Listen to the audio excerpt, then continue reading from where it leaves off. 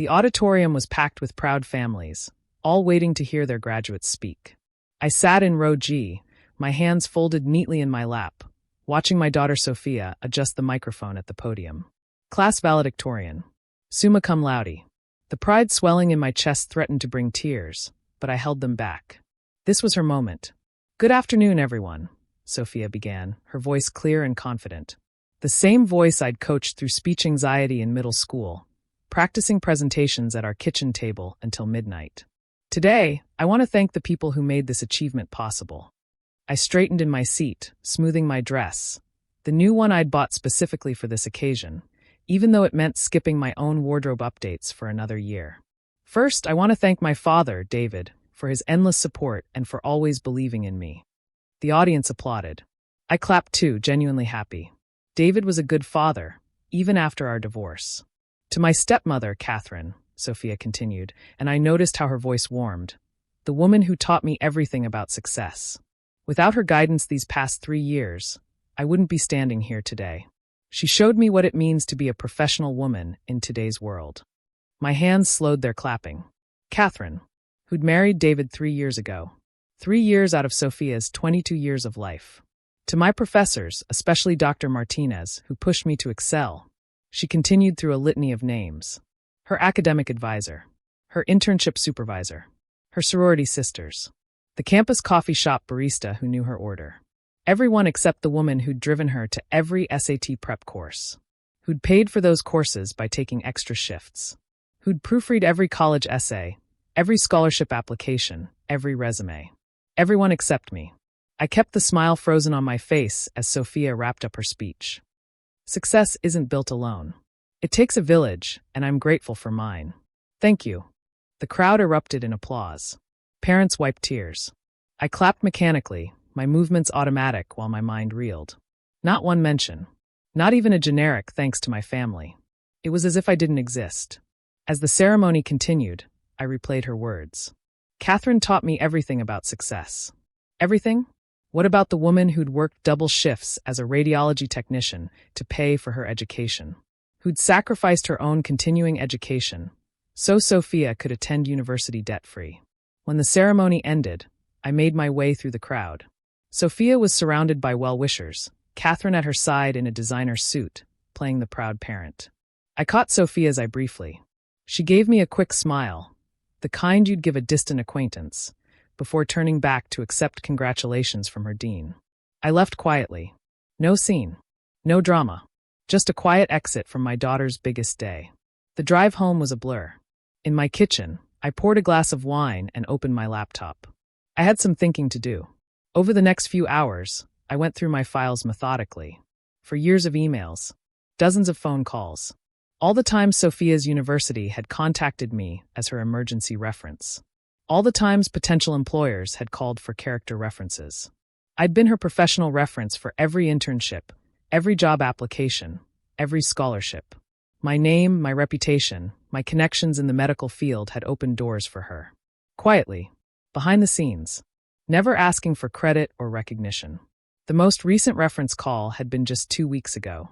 Hartman Industries, the prestigious consulting firm where Sophia had landed her dream job, starting next month. The HR director had spent 30 minutes on the phone with me, asking detailed questions about Sophia's character, work ethic, and potential. "She's exceptional," I'd told them. "Dedicated, brilliant, and absolutely reliable. You won't find a harder worker or a more committed employee." My glowing recommendation had sealed the deal. They'd told me as much. I stared at the email confirmation I'd received from Hartman's HR, thanking me for my time and noting that my reference had been instrumental in their decision. Then I thought about Catherine, the successful marketing executive who'd swept into Sophia's life 3 years ago with her MBA and her 6-figure salary and her wardrobe full of power suits. The woman who'd apparently taught my daughter everything about success. I made my decision at 2 a.m. after going through every sacrifice, every late night, every missed opportunity I'd accepted for Sophia's sake. If Catherine had taught her everything about success, then Catherine could handle everything that came with it. Monday morning, I started making calls. First, Hartman Industries. "Yes, this is Dr. Patricia Winters.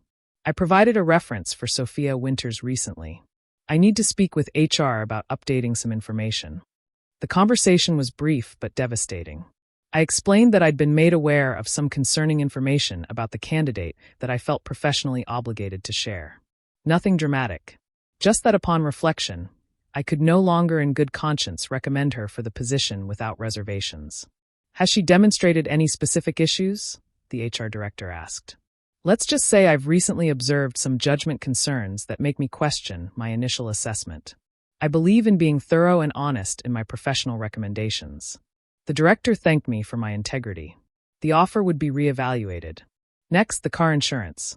Sophia was still on my policy, a detail she'd apparently forgotten. One phone call removed her. Let Catherine's successful career cover that expense. The health insurance through my hospital job gone. The phone plan disconnected. The credit card I'd kept her on for emergencies canceled. Each call was calm, professional, necessary. I wasn't being vindictive. I was simply aligning reality with Sophia's proclaimed truth. Catherine had taught her everything about success? Then Catherine could teach her about maintaining it too. Wednesday afternoon, my phone started ringing. David first.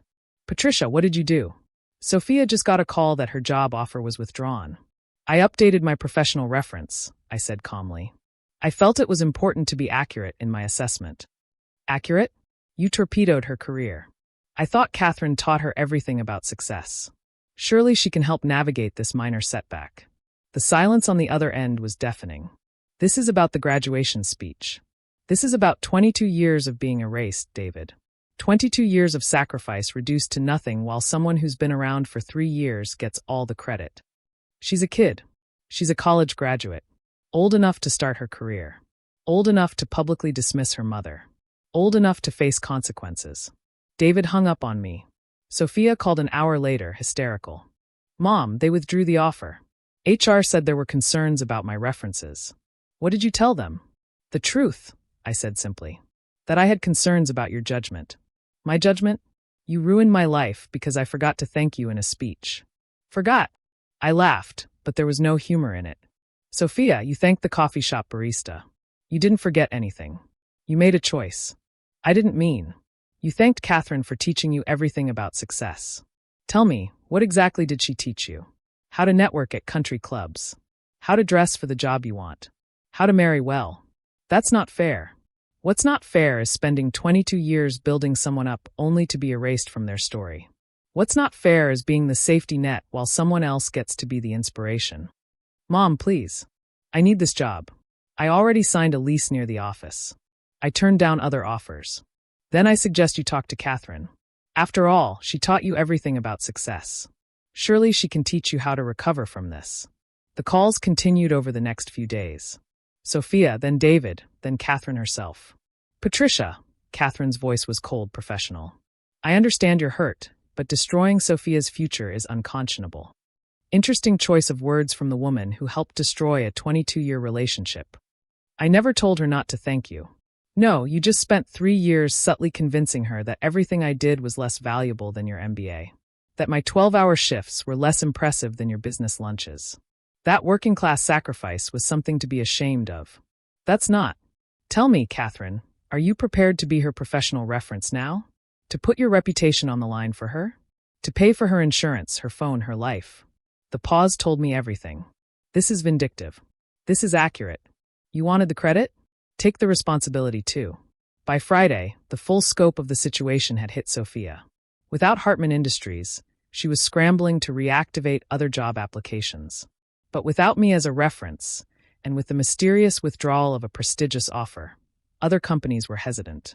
Her car insurance lapsed, and she discovered that at 22, with no history of carrying her own policy, the quotes were astronomical. The apartment lease she'd signed was now a millstone without the expected income. Saturday morning, she appeared at my door. No makeup, hair in a messy bun, looking more like the little girl I'd raised than the polished graduate who'd dismissed me. Can I come in? I stepped aside. She walked into the house she'd grown up in, past the wall of photos documenting every achievement, every milestone. I noticed her pause at her high school graduation picture. The one where she's hugging me, laughing, her cap askew. Mom, she started then stopped. Started again. I messed up. I waited. Catherine, she made me feel sophisticated. Like I was more than just some kid from a working-class family. She'd take me to networking events, introduce me to people. She'd say things like, "Don't mention your mother works at the hospital. Say she's in the medical field. It sounds better." And you listened. I wanted to fit in. I wanted to be the person she was molding me into. Successful. Polished. The kind of person who belonged at Hartman Industries. And I didn't fit that image. Sophia's eyes filled with tears. You fit. You've always fit. You're the reason I could even dream of Hartman Industries. Every late night you stayed up helping me study. Every shift you took to pay for my education. Every connection you quietly made for me. But that wasn't worth mentioning at graduation. I was an idiot. A cruel, ungrateful idiot who bought into someone else's definition of success. She wiped her eyes. Do you know what Catherine said when the job fell through? She said I should have been more strategic with my references. That's it. No offer to help. No connections to leverage. Just criticism. And when I couldn't pay my car insurance, she suggested I should have planned better. When I mentioned I might have to break my lease, she said it would be a good life lesson. I see. Mom, I know I don't deserve your help. I know I hurt you in the worst possible way. In front of everyone. But I need you to know I know who made me. I know who sacrificed everything. I know who my real champion has been all along. I looked at my daughter, seeing past the immediate crisis to the deeper realization happening. What do you want from me, Sophia? Nothing, she said, surprising me. I don't deserve anything from you. I wanted you to know that I understand now. The difference between someone who helps you look successful and someone who helps you become successful. We sat in silence for a moment. The house felt heavy with the weight of 22 years of memories. I'll figure it out, Sophia continued. I'll find another job. Pay for my own insurance. Learn to stand on my own feet. Real success, not the kind that needs someone else's connections. And Catherine showed me what she values. Appearances. Status. The right connections. You showed me what you value. Hard work. Sacrifice. Unconditional love. I was just too blinded by shiny things to see it. I made coffee, and we talked for 3 hours. Not about the job or the insurance or the immediate problems. We talked about the past 22 years. The moments she remembered. The ones she'd forgotten. The slow erosion of our relationship that neither of us had addressed. I remember, she said quietly, when I was 8 and wanted to be a doctor. You bought me that toy medical kit and spent hours being my patient. You'd come home exhausted from the hospital and still let me examine you with my plastic stethoscope. You diagnosed me with too-tired disease and prescribed cookies. And you ate them. Every time. She smiled through her tears. Catherine would never do that. Too many carbs. What are you going to do now? Start over. Without shortcuts. Without using your connections. Without riding on anyone's coattails. She stood up. I need to earn my success. Really earn it. Not just inherit someone else's network. And the reference problem? I'll be honest. Tell them I'm rebuilding my professional network. Start with smaller companies, prove myself, work my way up. The way you did. I walked her to the door. Sophia? Yeah, Mom. The Hartman job. I need you to know, I didn't lie to them. I told them I had concerns about your judgment. That wasn't untrue. I know. My judgment was terrible. Publicly dismissing the person who'd been my biggest advocate? That's exactly the kind of poor judgment that would matter in consulting. She left then, shoulders straight despite the weight of her mistakes. I watched her go, my heart heavy but somehow lighter too. It took Sophia 6 months to land a new job. A smaller firm, less prestigious, but she earned it on her own merits. She called me when she got the offer, voice bright with genuine achievement. I did it myself, she said. No references except my professors and my internship supervisor. Nothing from family connections. Just me. How does it feel? Like success. Real success. The kind you earn, not inherit. She's been there a year now. Pays her own insurance, her own rent, her own way. We have dinner once a week. Nothing fancy, usually takeout at one of our apartments. She tells me about her work, her challenges, her small victories. Last month, I got a card in the mail. A simple thank you note, handwritten. Mom, thank you for 22 years of sacrifice. Thank you for every shift you worked, every opportunity you created, every door you opened. But most of all, thank you for loving me enough to let me fail when I needed to learn. You didn't just teach me about success. You taught me about character. I love you. Catherine? She and David divorced last year. Turns out her success was largely built on his financial support, and when his business struggled, so did her lifestyle. Sophia mentioned it briefly, without satisfaction or judgment. Just a fact.